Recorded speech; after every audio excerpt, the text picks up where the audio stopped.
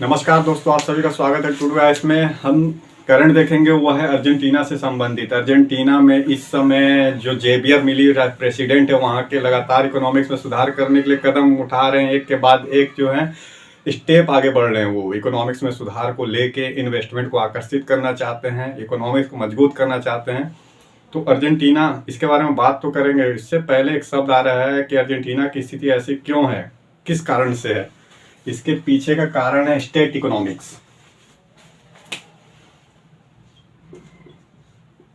राज्य अर्थ व्यवस्था।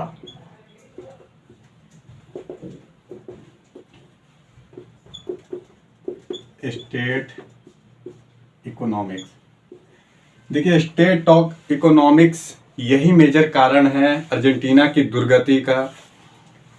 अर्जेंटीना में इस समय इन्फ्लेशन रेट, जो महंगाई है, इसे बोलते हैं इन्फ्लेशन। इकोनॉमिक्स का टर्म पढ़ेंगे आप, इन्फ्लेशन। तो इस समय जो अर्जेंटीना है, अर्जेंटीना में इन्फ्लेशन 211% से अधिक है। शीघ्र ही इस साल 2024 तक महंगाई दर 300% हो जाएगी।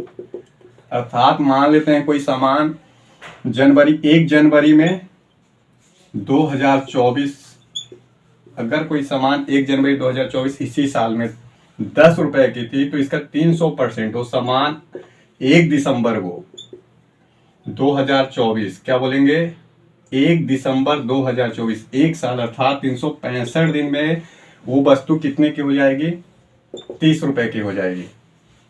इतनी महंगाई विश्व में कहीं नहीं है। वर्ल्ड में ऐसी कोई भी कंट्री नहीं है जितना इन्फ्लेशन रेट अभी अर्जेंटीना में है। भारत में कोशिश किया जाता है कि इन्फ्लेशन रेट, ये जो है इंडिया में अगर बात करें, हमेशा आरबीआई सरकार सक्रिय हो जाती है महंगाई को लेके।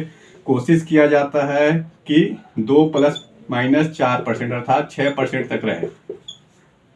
कहाँ 6%, कहाँ 211% अर्थात 300% मान लीजिए, 300% तक इन्फ्लेशन। तो सामान का रेट इतना अधिक हो जाए जहां मुद्रा की कोई वैल्यू ना रह जाए। अगर आपको कोई सामान खरीदना है तो फिर तो आपको एक बैग लेके जाना होगा, पैसे का कैरी करना होगा। अगर 1 केजी आलू चाहिए तो आपको बैग लेके पैसा जाना होगा, एक बैग पैसा, तब जाके आपको 1 किलो आलू मिले। महंगाई अलग से पढ़ेंगे कभी इकोनॉमिक्स में आप। फिलहाल इन्फ्लेशन यही है कि मनी की अधिक सप्लाई हो जाती है तो इन्फ्लेशन मेजर कारण होता है। तो अर्जेंटीना में ये स्थिति है जब महंगाई इतनी हो गई है। दूसरे साइड जो अर्जेंटीना है G20 का सदस्य है, लैटिन अमेरिका का बोला जाता है 2nd नंबर पे बेल इकोनॉमिक्स है, G20 का भी मेंबर है, बड़ी अर्थव्यवस्था है। इसके बाद भी जो अर्जेंटीना है, यहाँ पे गरीबी कितनी बढ़ गई है, पुवर्टी 42% गरीबी है। भारत में गरीबी जो है मल्टी पुवर्टी इंडेक्स के अनुसार, इंडिया में गरीबी कितनी है तो बोलिए ऑलमोस्ट 15% है। देखिए भारत से भी अधिक, 2 गुने से भी अधिक गरीबी हो गई। जबकि अर्जेंटीना ऐसा था कि अपने आप में विकसित कंट्री माना जाता था, लेकिन आज उल्टा स्थिति है, दुर्गति है। एक साइड इन्फ्लेशन 300% चल रहे हैं, दूसरे साइड गरीबी 42% पहुंच गई है। भारत से भी ऑलमोस्ट 2.5 गुना गरीबी है। तो ऐसा क्यों, किस कारण से, तो बोलेंगे स्टेट इकोनॉमिक्स की देन है। तो थोड़ा सा बात कर लेते हैं स्टेट इकोनॉमिक्स के बारे में। ये है क्या, जब भी आप इकोनॉमिक्स पढ़ते हैं तो उसमें 3 तरीके के इकोनॉमिक्स का जिक्र आता है। एक है कैपिटलिस्टिक इकोनॉमिक्स, पूंजीवादी अर्थव्यवस्था, जहाँ पे निजी कंपनियों का, अर्थात हर तरीके से क्या बोलेंगे, सरकार की कोई भूमिका ना हो, सभी तरीके से प्राइवेट सेक्टर की भूमिका रहती है, कैपिटलिस्टिक इकोनॉमिक्स। 2nd नंबर पे पढ़ते हैं स्टेट इकोनॉमिक्स, और 3rd नंबर पे इन दोनों का मिश्रित फॉर्म है, उसे बोलते हैं मिश्रित अर्थव्यवस्था। भारत में मिश्रित अर्थव्यवस्था है। 3 तरीके की इकोनॉमिक्स है, हमको उतना नहीं जाना है। पूंजीवादी अर्थव्यवस्था और मिश्रित अर्थव्यवस्था में हमको समझना है पहले स्टेट इकोनॉमिक्स ये है क्या। देखिए राज्य के नियंत्रण में जो इकोनॉमिक्स रहती है, पूरा इकोनॉमिक्स, अर्थव्यवस्था, अर्थव्यवस्था का सेक्टर होता है। क्या क्या सेक्टर होते हैं अर्थव्यवस्था में, अर्थात एक श्रम क्षेत्र है, एक साइड है पूंजी, 3rd नंबर पे भूमि या संपत्ति, और तीसरे साइड में देखिए श्रम हो, पूंजी हो, भूमि हो या फिर कानून हो, सभी ये जो भी व्यवस्था है सारी व्यवस्था पे किसका कंट्रोल रहता है, बोलेंगे सरकार की। श्रम सरकार डिसाइड करे, श्रम का वैल्यू क्या है बाजार डिसाइड नहीं करे, किसको श्रम बेचना है, कौन श्रम खरीदेगा, बेचने वाला खरीदने वाला सब डिसाइड कर ले, सरकार कर ले। पूंजी, पूंजी मतलब पैसा, इन्वेस्टमेंट कहाँ करना है, किस सेक्टर में करना है, वो सब सरकार डिसाइड कर ले।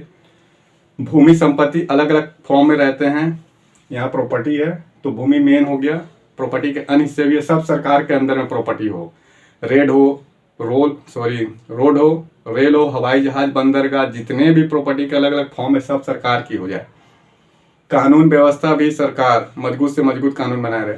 तो ऐसे में इकोनॉमिक्स कैसे चलेगी? स्टेट इकोनॉमिक्स एक समय था कि चलता था, लेकिन आज के डेट में ग्लोबलाइज वर्ल्ड में बिल्कुल ये रिजेक्ट इकोनॉमिक्स है, स्टेट इकोनॉमिक्स। अर्जेंटीना में दुर्गति का यही कारण है, स्टेट इकोनॉमिक्स। अब सरकार कैसे कंट्रोल कर रही है? पूरा कृषि अर्थात प्राथमिक सेक्टर है, द्वितीय सेक्टर है उद्योग, द्वितीय क्षेत्र क्या बोलेंगे? उद्योग, फिर सेवा क्षेत्र। इकोनॉमिक्स के 3 क्षेत्र हैं। कौन कौन से इकोनॉमिक्स के 3 सेक्टर होते हैं? इकोनॉमिक्स के 3 सेक्टर, इकोनॉमिक्स अलग अलग प्रकार के मतलब 3 प्रकार के हैं। इकोनॉमिक्स के 3 सेक्टर, चाहे जो भी इकोनॉमिक्स हो। पहला बोलिए कृषि अर्थात प्राथमिक सेक्टर है, दूसरे नंबर पे उद्योग और तीसरे नंबर पे सेवा। अलग अलग प्रकार की सेवाएं हैं। एजुकेशन एक सेवा है, मेडिकल एक सेवा है, बैंकिंग एक सेवा है, फाइनेंशियल। तो बैंक से लेके वित्त कंपनियां तक पैसे कहाँ से आ रहे हैं? बैंक से ही आ रहे हैं। बैंक ही एक ऐसी इंस्टीट्यूशन है जो बचत करती है, बाद में उस बचत को डाइवर्ट कर देती है जिसको जरूरत पड़ता है उद्योग धंधे खोलने के लिए। तो बैंक एक इंटरमीडिएटरी है, बिना बैंक के कभी भी संपत्ति का जन्म नहीं हो सकता, पैसे का जन्म नहीं होता है। बैंक भी सरकार की हो जाए, स्टेट इकोनॉमिक्स में सब सरकार की हो जाए।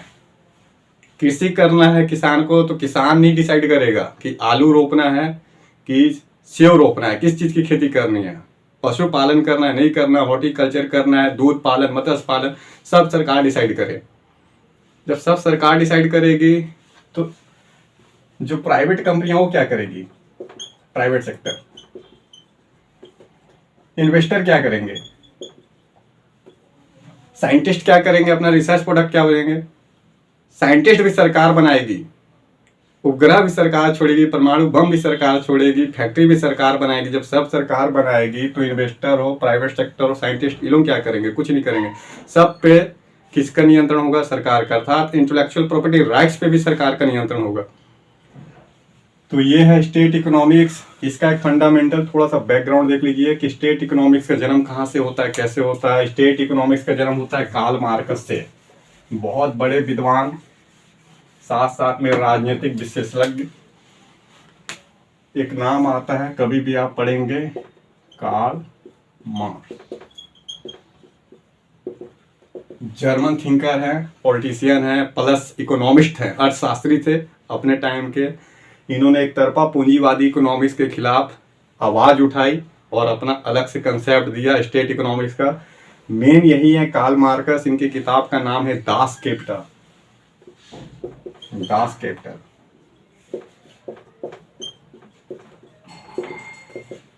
ये इनकी बुक का नाम है। कार्ल मार्क्स ने कंसेप्ट दे दिया पूरी तरीके से। जो श्रम था अर्थात जो मजदूर वर्ग है उनके नियंत्रण में इकोनॉमिक्स होना चाहिए, अर्थात जो राज्य है, स्टेट है, सरकार है, उसके नियंत्रण में इकोनॉमिक्स होना चाहिए। ये इनका था कार्ल मार्क्स। बाद में इसी के परंपरा को आगे जारी रखा।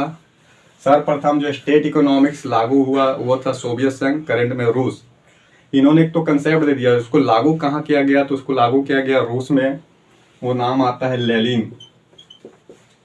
कभी आप पढ़ेंगे रसिया क्रांति। जो रसिया क्रांति 1917 में प्रथम विश्व युद्ध के समय घटित घटना है, रसिया क्रांति। तो ये नाम पढ़ेंगे आप, लेनिन। इन्होंने लागू किया पूरा सोवियत संघ में। इसके बाद एक और महान हस्ती हुए हैं, स्टालिन। तो ये सारे के सारे कहाँ हैं? ये कार्ल मार्क्स तो जर्मन थे, बाकी ये दोनों जो है रूसी। तो रूस में जन्म हुआ, रूस के आसपास के कंट्री में फैल गया स्टेट इकोनॉमिक्स बाद में चीन के महान जो राजनीतिक हुए, क्या बोलेंगे, चाइना के माओ जेडांग, माओ तसे तुंग,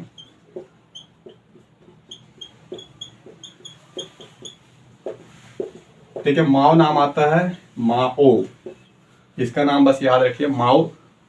तो इन्होंने चीन में लागू कर दिया स्टेट इकोनॉमिक्स को। भारत में भी एक समय ऐसा लग रहा था कि स्टेट इकोनॉमिक्स है, लेकिन एक्चुअली भारत की इकोनॉमिक्स जो है वो मिश्रित इकोनॉमिक्स है, कि स्टेट इकोनॉमिक्स नहीं, यहाँ पे दोनों सेक्टर की भूमिका है। तो एक कुछ बैकग्राउंड ऐसे आ रहा है, सोवियत संघ, इसके अड़ोसी पड़ोसी कंट्री, पुनः चीन में आया।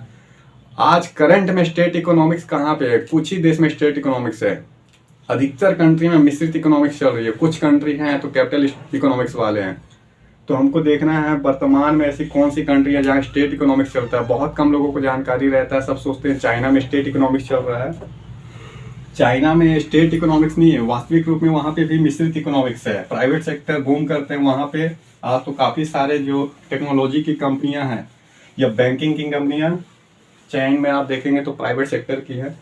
हालांकि प्राइवेट सेक्टर चीन में एक मुकाम तक पहुँचते हैं, उसके बाद चीन की सरकार उसको कंट्रोल कर लेती है, अपने नियंत्रण में ले लेती है। अगर वर्तमान सिनेरियो की बात करें आप कि वर्तमान में स्टेट इकोनॉमिक्स कहाँ पे है, तो आयरलैंड, एक नार्डिक कंट्री है, यूरोप का देश है आयरलैंड। तो आयरलैंड में स्टेट इकोनॉमिक्स चलता है, सारे चीज सरकारी अवेलेबल कराती है, सरकार के ही नियंत्रण में रहता है। देने वाला सरकार, दाता ही सरकार है और लेने वाला पब्लिक है। तो पूरी तरीके से सरकार चला रही है स्टेट इकोनॉमिक्स। आयरलैंड, इधर न्यूजीलैंड, ये छोटे छोटे कंट्री हैं। फिर ऑस्ट्रेलिया, दक्षिण कोरिया, सॉरी उत्तरी कोरिया,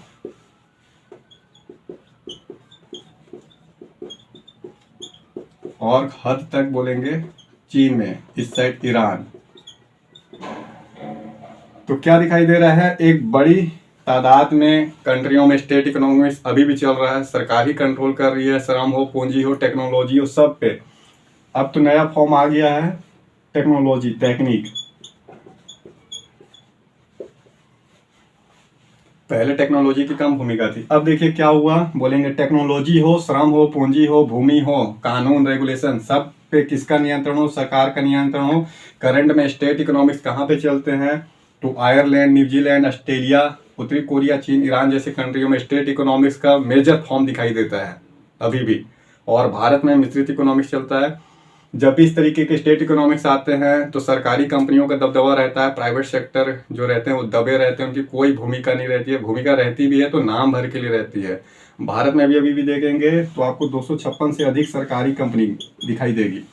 अब सरकारी कंपनी का परफॉर्मेंस कैसा है? क्योंकि स्टेट इकोनॉमिक्स के अंदर है। बैंक सेक्टर को देखेंगे तो सरकार ने एक तरफा बैंक पे अपना दबदबा बनाया है। हालांकि प्राइवेट सेक्टर की बैंक है, लेकिन मोस्टली बैंक क्या है तो सरकार के अंडर में है, तो बैंक को ही सरकार रेगुलेट कर रही है। लेकिन अगर आप ब्रिटेन, जर्मनी, दक्षिण कोरिया, जापान और इवन आप चले जाएंगे यूनाइटेड स्टेट, यूएस में चले जाएंगे तो पूरा बैंकिंग सेक्टर, फाइनेंस, जहां से पैसे का जन्म होता है वो सब इंडिपेंडेंट खुले हुए हैं। तो इन्वेस्टर कहीं भी इन्वेस्ट करे, बैंक की स्थापना करे, वो इनका इंडिपेंडेंट अधिकार होता है, ना कि सरकार डिसाइड करती है। लेकिन इंडिया में अभी मेजर बैंक देख लेंगे, स्टेट बैंक हो या सेंट्रल बैंक हो या रूरल ग्रामीण बैंक हो, जितने भी बैंक दिखेंगे एक तरफा सरकार का आपको नियंत्रण दिखाई देगा। प्राइवेट सेक्टर की बैंक है, लेकिन स्टेट इकोनॉमिक्स और बोलेंगे जो कैपिटल इकोनॉमिक्स है, दोनों का मिश्रित रूप है भारत में।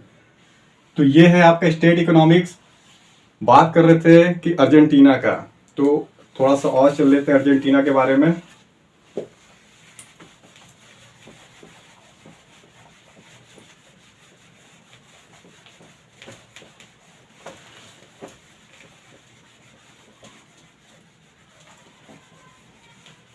देखिए अर्जेंटीना जो है लगातार वहां पे प्रेसिडेंट बदलते रहते हैं, वित्त संकट आया है। क्या बोल रहा है अर्जेंटीना? अर्जेंटीना के नए राष्ट्रपति बने, आपको पता होगा कुछ समय पहले बने हैं, जेवियर मिली। जेवियर मिली ये प्रेसिडेंट है। ये चाह रहे हैं कि स्टेट इकोनॉमिक्स समाप्त हो अर्जेंटीना में। जो भी फूड इंडस्ट्री हो या रियल सेक्टर हो, सब में रिफॉर्म कर रहे हैं, लगातार सुधार कर रहे हैं। इकोनॉमिक्स के अलग अलग सेक्टर कोशिश कर रहे हैं इन्वेस्टमेंट आकर्षित करने का, बेल आउट पैकेज लेने का, क्योंकि फाइनेंशियल क्राइसिस चल रहा है यहाँ पे। अर्जेंटीना में। तो जेवियर मिली है सुधारात्मक कदम उठा रहे हैं। 2001 से 2 के बीच में, ये साल है 2001 और 2 के बीच में, जब अर्जेंटीना के बोलेंगे 2 सप्ताह मात्र 14 दिन में 5 राष्ट्रपति बदल चुके थे। देखिए अर्जेंटीना में ऐसा नया नहीं है कि फाइनेंशियल क्राइसिस आया हो। 2 सप्ताह में 5 राष्ट्रपति बदले। जब इस तरीके का सिचुएशन आता है राजनीतिक पार्टी अर्थात जब उथल पुथल होते हैं केंद्र में, तो दंगे फसाद की स्थिति आती है। अर्जेंटीना में यही दौर था, 2001-2 में दंगे हुए, काफ़ी सारे लोग मरे थे और सरकार अनस्टेबल थी। जब 14 दिन के अंदर 5 राष्ट्रपति बदल जाएंगे तो निश्चित है सरकार अनस्टेबल होगी। हर पॉलिटिकल पार्टी कलह की स्थिति में रहती है, टकराव की स्थिति में रहती है, अपना अपना प्रेसिडेंट बनाना चाहते हैं। तो संघर्ष की स्थिति उत्पन्न हुई, दंगे और फसादे मारे गए। 9 बार डिफॉल्ट हो चुका है। बोलेंगे अर्जेंटीना जो है अब तक 9 बार डिफॉल्ट हो चुका है। डिफॉल्ट लिखिए, अर्थात डिफॉल्ट होता क्या है, जो भी पैसे लिया, विदेशी ऋण लिया, उस पर डिफॉल्ट कर गया। विदेशी ऋण ले लिए, ब्याज तो बन ही रहा है और मूलधन भी देना है। मूलधन के साथ साथ आपको ब्याज भी देना है, चाहे इंटरनेशनल मॉनेटरी फंड हो, वर्ल्ड बैंक हो, एशियन डेवलपमेंट बैंक हो, या किसी सरकार से पैसा ले रहे हैं तो आपको तो देना होगा। तो 9 बार टोटल मिला के डिफॉल्ट हो चुका है। ऐसी स्थिति है। देखिए कुछ समय पहले पिछले साल श्रीलंका में भी आया था डिफॉल्ट की स्थिति। अभी भाग रही है पाकिस्तान, कभी भी डिफॉल्ट हो जाएगा, चीन बचा ले रहा है। तो विदेशी ऋण इतना बढ़ जा रहा है कि दे नहीं पा रहे हैं, चुका नहीं पा रहे हैं, डिफॉल्ट हो जाते हैं इस सिचुएशन में। तो ये कुछ फैक्ट है अर्जेंटीना के बारे में। ये सब किसके कारण है? स्टेट इकोनॉमिक्स के कारण है। अर्जेंटीना अपने कृषि प्रोडक्ट के लिए और मांस के लिए वर्ल्ड फेमस है।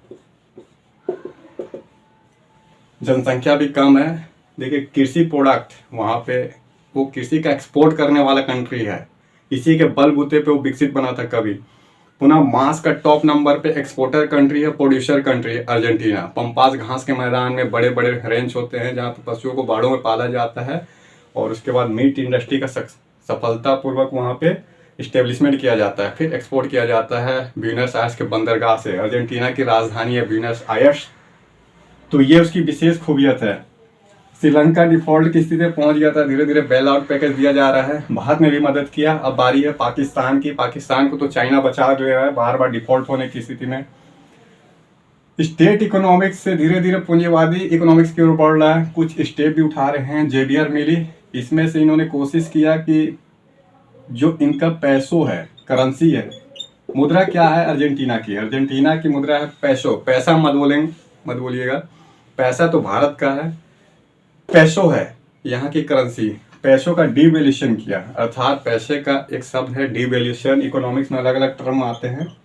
डिवैल्यूएशन, तो पैसे का डिवैल्यूएशन कोशिश किया गया, रेट गिरा दिया जाए, इससे एक्सचेंज रेट कम हो जाता है और एक्सपोर्ट बढ़ा है। एक्सचेंज रेट कम हो जाए और क्या हो, एक्सचेंज रेट कम होकर एक्सपोर्ट बढ़ाया जाए।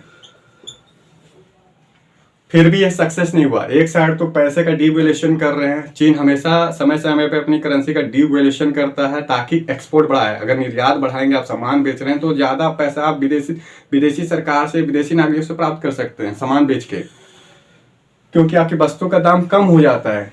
तो वो अर्जेंटीना ने भी कोशिश किया कि पैसों का डिवैल्यूएशन करे और ज़्यादा सामान बेचे, लेकिन ऐसा हो नहीं पाया। वहाँ पे जितना डिवैल्यूएशन हुआ उससे अधिक ब्लैक मार्केटिंग चली। क्या बोलेंगे? ब्लैक मार्केटिंग चली। तो खानन का स्टॉक कर ले रहे हैं, ये सामानों का स्टॉक कर ले रहे हैं। काला बाजारी बहुत अधिक बढ़ गया, इतना अधिक बढ़ गया कि डिवैल्यूएशन का जो प्रभाव था उसको काट दिया, नकारात्मक कर दिया। अर्थात ब्लैक मार्केटिंग अधिक है, डिवैल्यूएशन कम हुआ। कोशिश किया गया एक समय तो ऐसा लग रहा था अभी अर्जेंटीना में कि वहाँ का जो सेंट्रल बैंक है, केंद्र बैंक, ये बंद हो जाएगा। केंद्र बैंक क्या है? जैसे भारत का सेंट्रल बैंक आरबीआई है, तो ऐसा लगा अर्जेंटीना का सेंट्रल बैंक बंद हो जाएगा, क्योंकि पैसों का कोई वैल्यू नहीं रह गया। इसका लगातार डिवैल्यूएशन हुआ और इसके पास पैसे भी नहीं है, फॉरेन एक्सचेंज कोर्स खाली है ऑलमोस्ट, विदेशी संपत्ति है नहीं, कैसे चुकाएंगे? जो अर्जेंटीना है, इससे पहले दुर्गति थी वेनेजुएला की। लैटिन अमेरिका का देश है, इसका इसके ऊपर में देखेंगे ब्राजील के भी ऊपर में तो वेनेजुएला एक देश दिखेगा आपको, ये है वेनेजुएला। वेनेजुएला एक अलग से कंट्री है लैटिन अमेरिका, दक्षिण अमेरिका देश में, वहाँ भी स्टेट इकोनॉमिक्स चलते हैं। अभी जो मैं आपको लिखा है स्टेट इकोनॉमिक्स कहाँ कहाँ चलते हैं, तो न्यूजीलैंड, आयरलैंड में, इसमें आप एक वेनेजुएला भी जोड़ लेंगे। एक समय था कि विश्व में सबसे अधिक महंगाई वेनेजुएला में थी, लेकिन वेनेजुएला को भी क्रॉस करते हुए अर्जेंटीना चला गया और ओवरऑल अर्जेंटीना की इकोनॉमिक्स ऐसे है। तो देखिए आगे क्या करते हैं, जेवियर मिली लगातार मजबूत स्टेप उठा रहे हैं, सुधारात्मक कदम उठा रहे हैं, इकोनॉमिक्स को सुधार करने के लिए कोशिश कर रहे हैं। इकोनॉमिक्स में स्ट्रक्चर सुधारो एक शब्द आता है इकोनॉमिक्स में, संरचनात्मक अर्थात स्ट्रक्चर सुधार, कृषि में सुधार करना होगा, उद्योग धंधों में सुधार करना होगा, श्रम सेक्टर में सुधार करना होगा, कानून को लचीला करना होगा, इंपोर्ट एक्सपोर्ट से संबंधित कानून कम करने होंगे, जो टैरिफ है वो कम करने होंगे, ऐसे सुधार करने होंगे इनको, तब जाकर अर्जेंटीना की इकोनॉमिक्स बढ़ेगी, अर्थात पूंजीवादी इकोनॉमिक्स की ओर बढ़ेगा। भारत में ऐसा ही हुआ था 1992 के दौर में। बस यही है स्टेट इकोनॉमिक्स के बारे में। वीडियो देखिएगा पॉज कर करके। आज के लिए इतना ही, फिर मिलेंगे करंट अफेयर में।